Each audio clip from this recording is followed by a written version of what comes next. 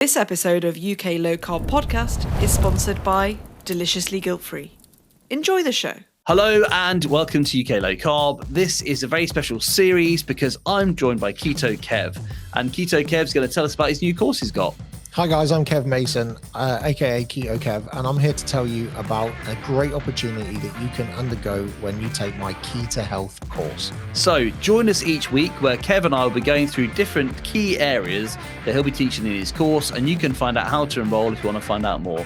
It'll be every single Tuesday, and at the end of this series, we also have a live Q&A where you can ask him anything you like, and we'll put that on the podcast for you to listen to as well. So it's about time we get into the series, Key to Health. Hello, everyone, and welcome to our penultimate episode in our series. So Keto Kev has been coming on each week so far and going through different topics that he thinks is part of the Key to Health. Now, this is all based on the program that Kev has put together. And I was just really excited when he came on the podcast and he told me about his course. I said, you know what, there'd be a cracking series there. And so if you do want to actually take this course, this is just a little bit of a taster of each of those areas. You can go into a lot more detail in his online course, which we'll tell you about at the end of this episode. So Kev, welcome to our penultimate episode. We're almost there, mate. This is great. Yeah, we are. We're at the end. We're at the end. Well, we're going to have a live next week. So because we pre-record these, just to let the listeners know, the date will be announced in the UK Low Carb Facebook group, and Kev will probably put it in his Facebook group as well. Yep. So we'll put the dates in there and the times. Kev's in Germany, I'm in the UK, so it'll probably be an evening, I'd have thought, because that's when I know most people in Europe are kind of more free to join in with things like that. Yeah. But if you're in America, different parts of the world, it'd be great to have you there. And if not, don't worry, because that live will still be put out next week on the podcast, so you get to listen to the questions and the answers as well. Right, let's get into this then. So last week we looked at health, which I didn't really know what that was going to cover. The week before, fitness, I was very aware. I've been avoiding it for 41 years now. And then the week before that, we had food, which of course I knew, as kind of, well, I'm not a nutritionist, but as somebody who's very interested in nutrition and keto, that's where we're going to start. But well-being, I think, is another really important topic. But again, I've got some question marks. So what are we talking about with regards to well-being on your course, Kev? So well-being is not as kind of hippie as what a lot of people think. So I'm going to dive into some awesome things which can really help the well-being side of our bodies as well, because we have to look after ourselves, and there's no way that we can sustain a great life if we don't look after ourselves or give ourselves time to build. And that's where well-being or wellness in general comes into things. I'm going to look into things like meditation, which is like perhaps a controversial subject, and people say, oh yeah, they're people's preconception of meditation is not what it really is. So I'll explain to you how you can, meditate in the way that you need to do it, which might just be a case of sitting down on the sofa for 20 minutes with listening to no music or anything like that, in order to collect your thoughts. That's what meditation is. It's not necessarily sitting there cross-legged, in a temple or something like that. And that's not what meditation is. It's mindfulness about yourself, which I've actually done a whole course on as well, mindfulness, already available. Okay. But that's one part. Then we're going to talk about cold therapy and what cold water therapy is going to do for your brown visceral fat and your white fat. So the difference between white fat and brown fat is really important. So I'm going to talk to you about that on wellness as well. Bath therapy, which kind of ties in a little bit with the cold therapy as well, because you can have cold baths, cold showers, cold plunges and stuff like that. But I'll talk a little bit about essential oils and what they can do to your mood as well, and how the smell of something can relate back to a good thought, like we said with the music in the last episode. The smell of something can take you back to a childhood memory, whether it be good or bad. We want it to be good, so that you can actually have that good endorphin, that those endorphins are getting released into your body, and that triggers your brain into putting yourself into a more relaxed state. So for example, I have Wow. a childhood memory with lavender. So when I was walking through the garden center when I was a child, walking to the play area, I would always wipe my hands all over the lavender, and it would be a really nice smell. So I link that back to good childhood memories. So that's a relaxant for me. So if I'm stressed or I need to relax, then lavender is the smell that I want to be smelling at the time. Yeah. Then, like the benefits, how to set the mood. And that's important, how to set the mood for your bath or for your wellness session, and things like that. I'm going to talk to you about blue light exposure as well, which is like, sitting in front of screens all the time. We need to kind of get rid of that kind of stuff. We can't have sitting in front of screens all day. So we're talking about blue blockers. So blue blocking glasses are really important. You can get also, if you wear glasses like yourself, you can actually get prescription blue block glasses as well. So that's really important and stuff like that. How important sleep is, which we mentioned before. You have no idea how important sleep is into rejuvenating your body and making sure that you get the right amount of sleep, REM sleep as well, rapid eye movement. So that's your deep sleep. And the best way for you to sleep as well, like positions, temperature. I know we move around in our sleep, but you have to find the optimum way to fall asleep as well. Some people have to do it on different sides. Temperature in the room is also important. Fresh air needs to be in the room as well. You shouldn't sleep with the windows shut, even in the winter. You need fresh air. You can't be waking up in bad air and stuff like that. So, and then how that connects also to gut health as well. And then we go into a little bit about grounding, but not too much. So we talk about grounding, red light therapy, which is also important. So we've gone through cold. Now we want to have hot therapy. So cold and hot therapy together. And it kind of all ties in together with how important things are to stay healthy. And finally, we talk about hot stone massages, which are quite easy, and a little bit about massaging and how you can help out. If you're married or whatever, how you can help out your partner relax with hot stone massage.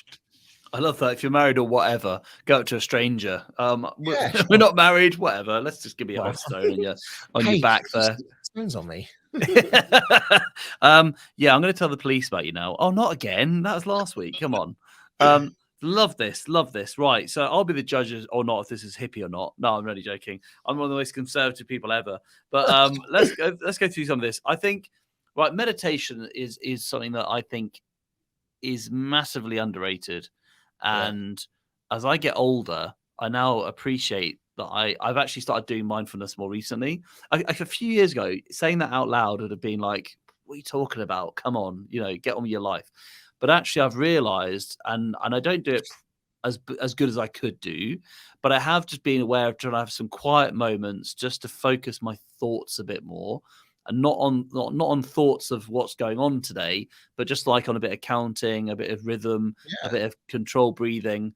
And I've noticed a huge difference. That and my sleep have been the two big areas. I kind of link them together, because I think if you're wired all the time, like I have been for the last few years, running a business and a podcast and young kids and all the rest of it, you know what it's like.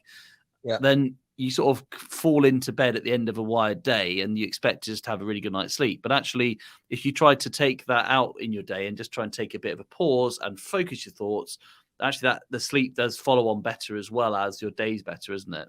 Yeah, definitely. And so how do you do it then? What's your meditation technique? Oh, if I tell you that, you won't buy the course. No. Oh yeah, fair enough. I'm joking. That's fine. No, so everyone meditates differently. So what I do for meditation is I try and find a quiet place, a comfortable place in the house. And if I'm at home, then I'm going to grab my dog, because my dog chills me out. And I'm going to sit on the sofa with my dog. Oh, that's the married or something, right? Got you. Something, yeah. So if you can train your dog, your dog to put hot stones on your back, then that is going to be awesome. So you get on Britain's Got Talent as well. That's really impressive. Yeah. Can you imagine that? What's the talent? Oh, my dog puts hot stones on my back. So I go to the sofa and I get my dog. Normally she comes up anyway, and she'll just sit at the bottom of my feet as well, or I'll rest my feet, on her head, whatever. And and I just try and make sure I've got no phone with me, because that's the important thing, because I get texts and emails and it dings all the time and it rings and my watch buzzes and stuff like that, because of the nature of my job. But turn it off and just relax, close your eyes, be mindful and think about, okay, what's the next step? What do I need to do? And then also assess and evaluate your last steps as well.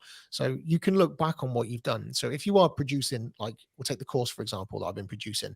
So I want to take the step back and I want to think, okay, what did I put into the food section? Is there anything that I need to add to it? Is there anything that I need to take away from there? And what's the next step into doing it?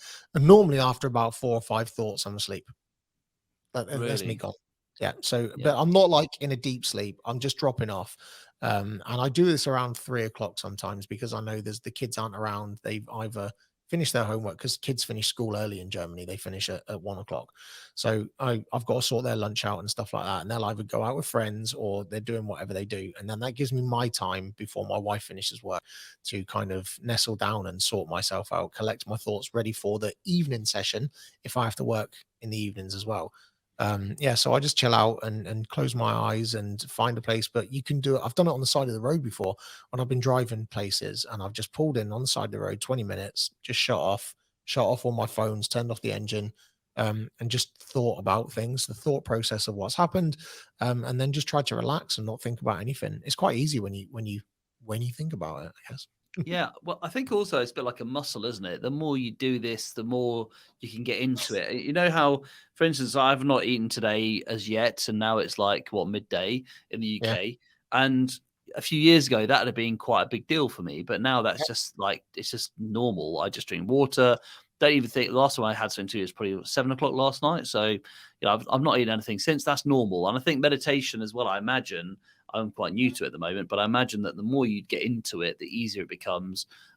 In fact, I talked to Carla the other day, who's an Australian lady who came on the podcast, and she said, she literally times it into, she's making a cup of tea, the kettle's boiling. She'll do like a bit of mindfulness while she's waiting for the kettle to boil. Yeah. So she's actually done like over a day, quite a lot of meditation, just in tiny little stints.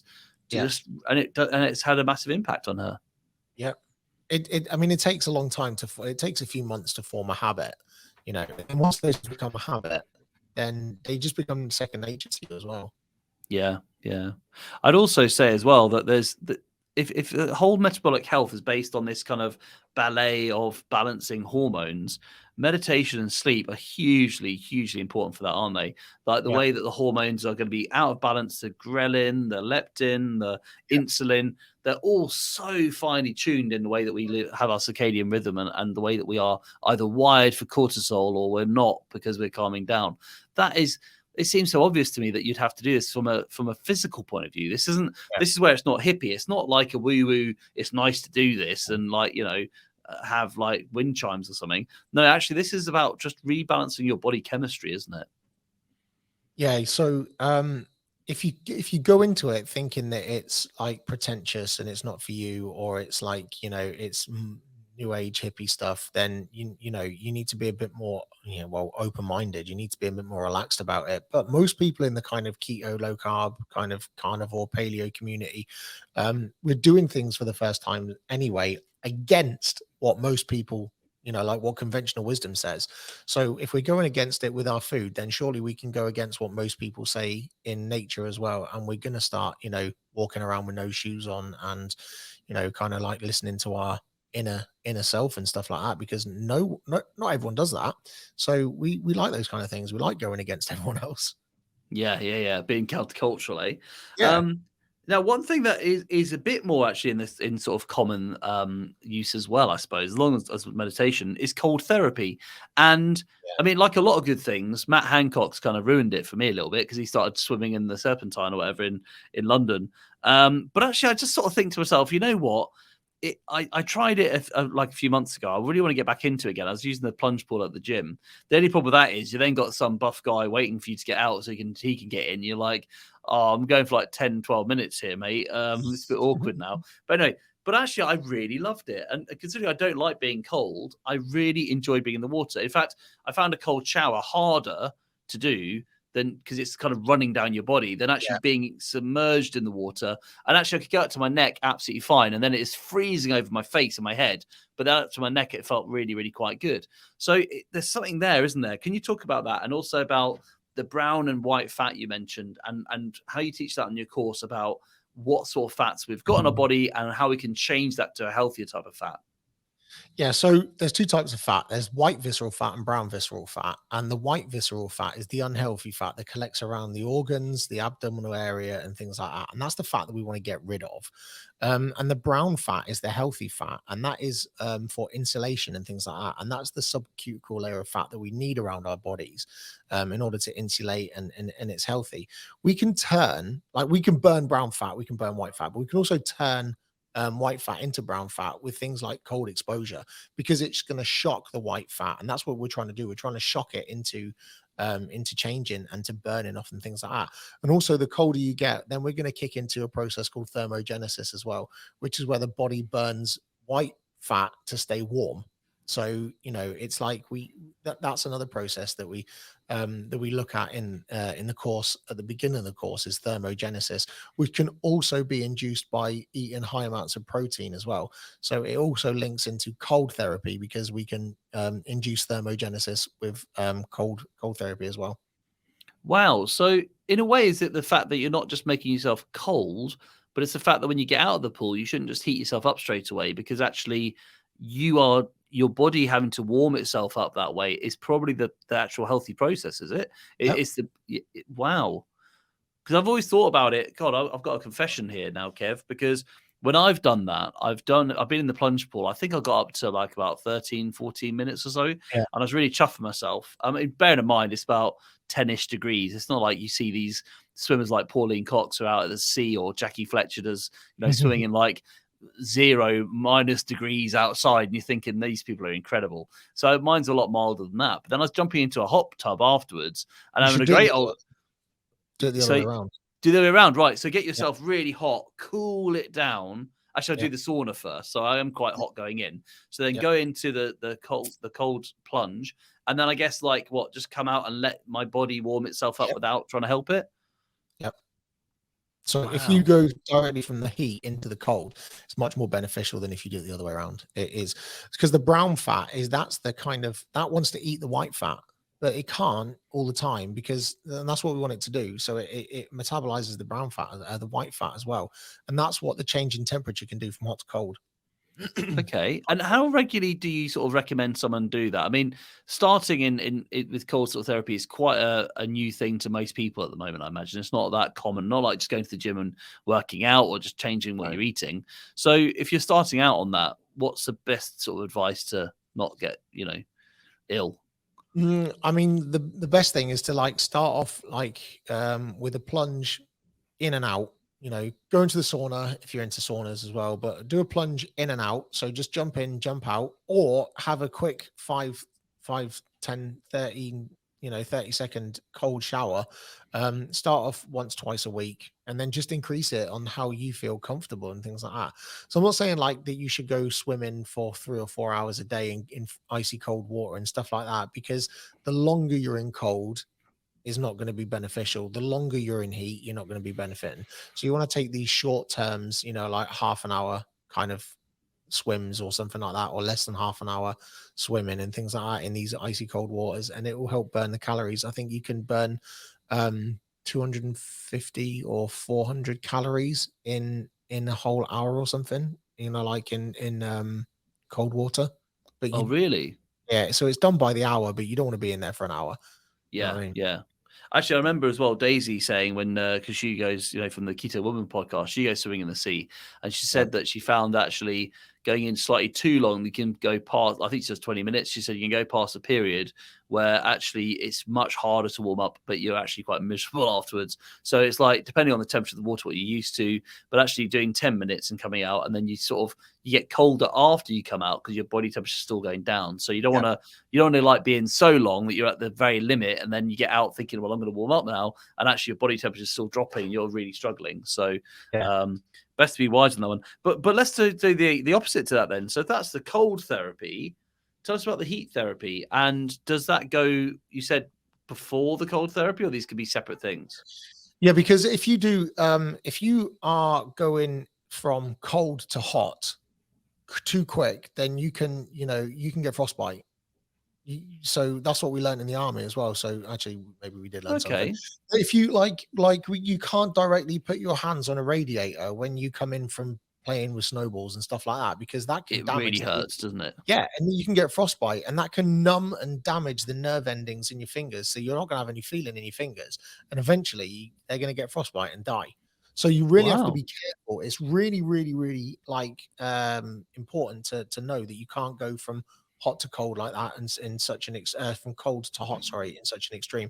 But if you go from hot into cold, so if you do heat therapy, like red light therapy, it's really good because it's like acting as that artificial kind of sunlight. Do you know what I mean? It's like acting as that heat, but it's actually got some health benefits as well. So it's like red light therapy and saunas are really good because they will also help because they heat up the body. But you shouldn't do them for like longer than 15 minutes. That's why they've always got a timer on these red lights. So you can't do any more than 15 minutes because then you need to have a break, and because otherwise you're going to cause damage to the cells as well.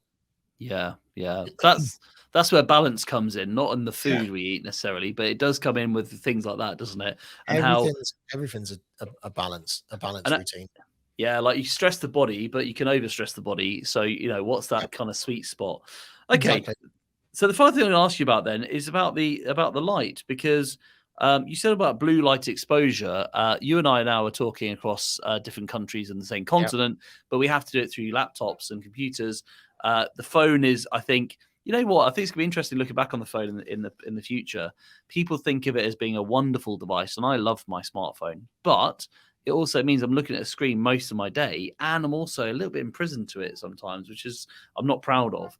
So with regards to that, is there a time that you should just not use screens at all? Or is it better, like you say, for these blue blocker glasses, just to give you that kind of little bit of a break so you can look at your screen, but it's not going to have the same kind of blue light effect? Blue blockers are brilliant. So they block out all the blue rays, the negative rays in the screens as well. And also, like if you've got I don't know what it's like with Windows because I'm not a Windows man, but I've got a Mac, and it goes from it changes the brightness, and it changes with the daylight, and it goes into night mode, and it's a little bit softer and more yellow and stuff like that. So those kind of things are really good for screens these days as well.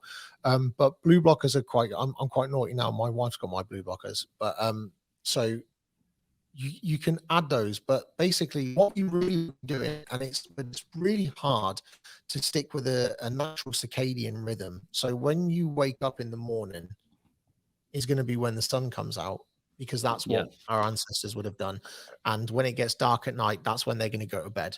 So you should try and eliminate as much blue light as possible after dark, which isn't as easy as what it sounds these days when we live in a world where people have to work night shifts, to sustain their families, when they need to travel, or they also, sure, I like watching TV as well, but there has to be that cutoff point, at least 1 hour before a minimum of 1 hour before you are meant to go to sleep. So if you want to sleep at 10, you should shut all your devices off at 9 o'clock, and also get rid of them out of the room. Don't just put them on sleep mode. Take them out of the room and charge them, because you don't want those EMF rays in your bedroom anyway, if we're going to go down that kind of rabbit hole. So at least 1 hour, but you need to be having regular breaks as well from the screen. You shouldn't just be sitting in there, and we've done like just over 2 hours now, which is like I would do 3 hours on maybe this thing, but I naturally, because I drink a lot of water anyway, I'm going to naturally go to the toilet, so I'm getting my break anyway. But yeah, you shouldn't do any more than 2, 3, maybe even 4 hours max. 4 is quite a lot as well to sit there in front of that screen. Minimize the effects of blue blockers as well is going to be a good thing. But yeah, you've got to turn them off. And also what I learned from Brad Kearns, who's an amazing guy, also connected with Marxism. So Brad gets up in the morning, and a lot of people, what do they do when they get up in the morning? There's 2 things that you can say here. So what do you do when you get up in the morning? There's 2 things. I check my phone straight away. That's one. Yeah. And I wet the bed. I mean, there's 2 things that people do when they get up in the morning. Okay. But you shouldn't do either of those things. The first thing you should do when you get up in the morning is stretch. like a dog does.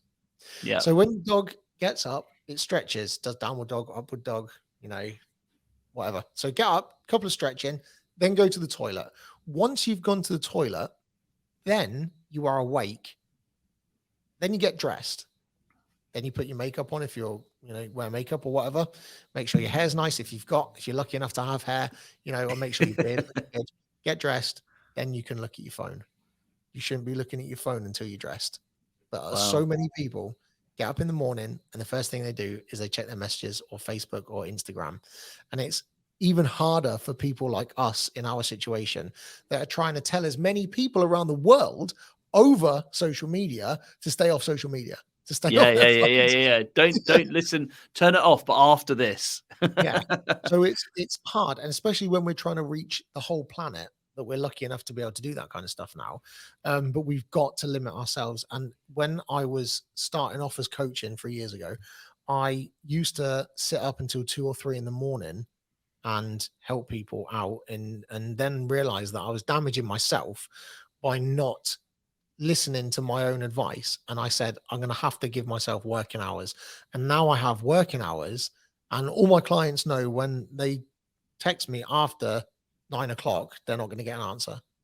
Which is perfect, because otherwise people would just literally have they'll see it as an infinite resource, won't they? And you're a human being. You can't be everywhere doing everything for everyone. No. Actually, you know what? It's even worse for me because in the morning, I don't check social media. I go straight on away and I read the news. And especially because of the Ukrainian-Russian crisis right now, I'm reading just really sad, horrible things. Now, I'm not saying I want to protect myself from reading that, but it's not the best way to start the day, is it? I should really be like making my health optimal and then looking at the news maybe later if I wish to. But seeing it, I noticed actually this week, because it's just when we're recording, this is when everything's going down at the moment. And I've been really down during the week. And I think it's because of that, because I'm not saying I want to not see it, but if that's the first thing I do in the morning, I'm setting my day up in quite a negative way, aren't I? I'm sort of, it's not healthy. But sadly, that's the effect that the media and social media has on our lives. It can have a negative or a impact, or it can have a positive impact. Yeah. And unfortunately, without trying to, go down a direction that we don't want to go down, I find that the media, social media is very negative orientated at the moment. And I try and keep my nose out of media and news and things like that. I don't really want to know. I know it sounds a bit ignorant, but it's also a bit ancestral. I don't want to know what's going on with other tribes of people at the moment, because that tribe doesn't affect me. But when it does affect me, so when they start marching on the gates of Berlin and the Brandenburg Gate, and they're going to start attacking Berlin, then maybe that's going to affect me a little bit because I live near Berlin. Do you know what I mean? So perhaps we should try and keep ourselves out of other people's business a little bit more. Maybe, try to be a little bit more in that direction, a bit more ancestral, because you wouldn't have known about it 10,000 years ago. You wouldn't have known about tribe A 10 kilometers away attacking tribe B. So, why do we have to, Well, it's funny you say that, because I feel it's a tricky topic. I feel a bit traumatized by 9/11, and I wasn't there. I remember the day really well. I'm sure we all know, if we were like, adults and teenagers at the time, whatever, where we were. And I kind of saw it, I didn't see the planes going in live. I'm not going to say all that stuff. I saw it later and I was watching it all day like everyone else was. But I've also been every year watching the 9/11 documentaries, and they get more and more brutal as time goes on, because time has passed and there's more footage available. People have analyzed it more. There's more stories you hear. And I felt really traumatized at the 20th anniversary watching it all, because I feel like I've done it every year and learned more about it. And I thought, hang on a minute. There's a side of me that wants to empathize with the people there, and that's why I'm doing it. But there's also a weird thing where you realize, just from an evolutionary point of view, if something horrific happens in your life, it's probably quite quick. Like, that would be very quick. And I'm talking about even if it's in a day for you is a long thing, but actually in terms of your whole life, it's quite a quick experience. And then you would have been processing that afterwards. But nowadays, we've got it recorded, the actual videos, the voice messages of people suffering. I mean, hearing people in the towers and those phone calls breaks my heart. It's horrific. And I feel like I want to watch it to witness to those people that I feel your pain. but actually 20 years later, I'm still feeling it in a way that I feel so crass saying that because I wasn't there. I didn't suffer actually, but I'm very aware that it's painful because it's so real and it's still there in front of you. And actually, that's not very normal, is it, to see that all the time, that sort of suffering? No, I mean, when I was in Iraq, I came back and I was pretty traumatized about something that I saw out there. And it was just a few days before my birthday, in fact. So it would be around about this time. 20th of March. It is on the festival. Is my birthday. If you are listening, come and say hello at the Bristol Festival. Or this might have been even after. This might be aired after the festival. Who knows? I don't know. Yeah. So thank you. Send him a message. Turn up at his house. Thanks for coming and saying hi at the festival if you did. Yeah. So I was driving in a convoy and I was the second to last vehicle because in the last vehicle was the Land Rover, which was mounted with the guns, and we were the recovery vehicle. So if anything breaks down, we can pick it up and drag it out of the way, like, you know, the emergency AA kind of thing. And we were told, we had strict instructions not to give food and drink to the locals because it can cause problems. So even though we wanted to give bottles of water to the kids and stuff like that, we were asked not to because it might cause any incidents, and we can't take sides against some, you know, we had a strict code in the army. Yeah. So I was driving along and there was an American convoy coming towards us, and they were in their Humvees and things like that. And they were throwing out bottles of water to the kids, and a bottle of water came out the top of a Humvee and it went on as I was driving this way, it was coming this way. It went out that side. So their right-hand side, and it must've bounced back off of a rock, a stone, a big brick or something like that. And it bounced back into the road, and a little girl ran after it. Ooh. And a Humvee went straight into this little girl and she flipped him right out of the way. And that was the last or second to last vehicle in that convoy as well. And the Americans carried on driving. They didn't even stop. And we're told not to stop because of IEDs and attacks, and it could be anything like that. So we could have been attacked. But the guy in the rear Land Rover, you could just see it. It was like a truck in front of me. So you could see what happened. And at the time, the little girl must have been about the same age as my niece at the time. So I have these thoughts of it happened to her. So basically, the American convoy carried on driving, but the British convoy, who were also told not to stop, they said they're going to stop, and they assisted this little girl. They took her in the back of the Land Rover, and they got in trouble for it, quote unquote, in trouble, because the lieutenant that was in charge of the convoy, the captain, sorry, that was in charge of the convoy, told them to carry on driving, and the sergeant said, "No, I'm not leaving a child like that." Yeah. So he picked up the child, and she ended up going back to the airstrip that we were based at and got looked after. So these kind of things traumatize you and they still stick with you. And that kind of thing still sticks with me today. And that is, you know, a long time ago. I can't even think how many years ago it was. Almost 20 years as well. But the difference there is, and it'll be interesting to hear this, because I've got a friend who went through an extremely, extremely traumatic experience with the loss of a loved one, and was there at the loss of the loved one. And he said that his life was such that he couldn't see in color ever again. Like, I think literally, but also his mood was such that he was in like a black and white gray world, and he had to have therapy for that. And I sort of think he was able to work through that. And I guess that's the thing here, isn't it? With all this kind of well-being stuff, you can have traumatic stuff happen, but are you able to work through that? Are you getting the help you need? Are you able to rationalize it or put it in a part of your brain where it doesn't shape the whole of your life? You're never going to forget it. And I saw something similar to that story actually happen to me. But I actually spoke to a psychologist about it. And I said, I cried so hard for like days and days and days. And she said, well, that's a good response, actually. Like, that is what you need to do. And well-being is about actually acknowledging your emotions, being honest about who you are. And actually, I think as men, and sorry for women who are listening who may feel they're a bit excluded from this bit of the conversation, I think as men in a lot of societies, there's all this macho nonsense, which isn't very conducive to humanity and what we are as vulnerable people.